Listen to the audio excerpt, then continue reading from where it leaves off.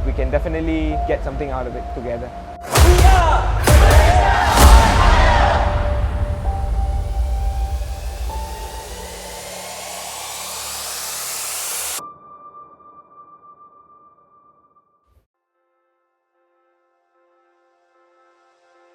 Underwater hockey.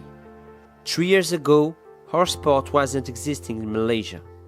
Now, the country has its national team and is playing in an official competition, the Southeast Asian Games. But how do a team can be built in 3 years?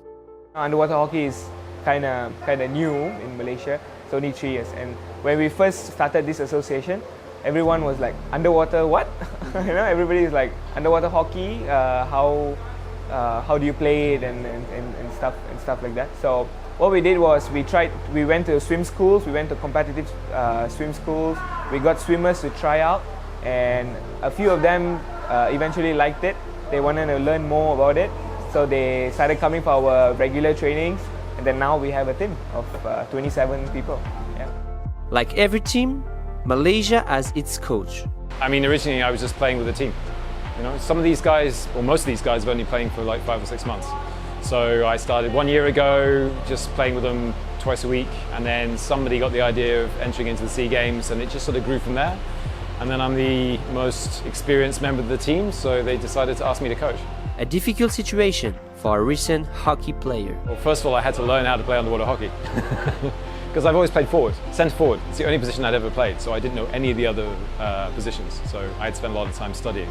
And then since then we drew up a plan for the 4 months that we had, divided it up into months, divided that up into weeks, and then we just stuck to this plan that we've been training for the last 4 months. For the players, representing their country is special. I feel really proud that I can represent my country. At the same time, I'm really excited and nervous. It's a lot of mixed feelings because there's a lot of pressure. So I hope we can all make Malaysia proud and also our family. Yeah, I also feel very proud because this is my first time represent my country. I hope we can do our best to get a medal to come back for our Malaysias. Yeah, I hope we can do it. Earning experience is the aim for the players who did not play a lot of time together. I mean, they haven't had a lot of puck time. Like, even if you add together 4 months of training, and then obviously we do a certain amount of drills, a certain amount of game, and you work at the actual amount of time they've had the stick on the puck, it'll be within maybe 1 or 2 hours actual stick time. So they're very, very, very new.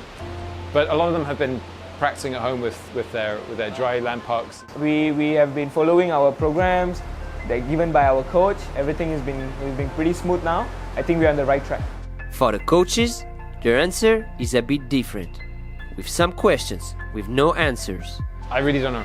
So we haven't seen any of them play. I know that Indonesia, Philippines and Singapore have all had overseas coaches paid for and brought in. So they have a financial advantage, I guess, that we don't really have. So we'll have to wait and see. I really don't know. I hope so. One warm tropical day later, we met the team in a very particular location for underwater hockey in Malaysia. Yeah, it's this exact swimming pool exactly at this area. Yeah, this was where we had our first briefing, and was the very first pool we played in. Roshan was one of 4 players who originally played underwater hockey in Malaysia.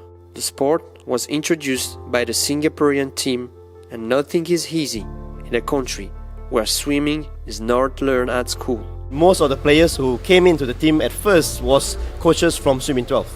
So it was easy to actually recruit the coaches to come and try out the sport because we're coaching here from morning till night, and once we finish our classes or if any class gets cancelled in the middle, we actually just bring out the sticks and we go play an hour of underwater hockey. So this is the issue of Haikal, bringing friends. My friends, they don't know how to swim, so it's a bit complicated for them to I teach swimming and then they will start to play underwater hockey. It's a bit hard for me. Malaysia is the youngest Southeast Asian team and has big goals for the future. Plans for next year. So, I mean, I heard that the World Championship is going to change their rules and regulation later in the years to come. So, next year we really want to go try out the World Championships in Australia. So currently now it's all the paperwork being done to get ourselves registered with CMAS for that. Malaysia on fire!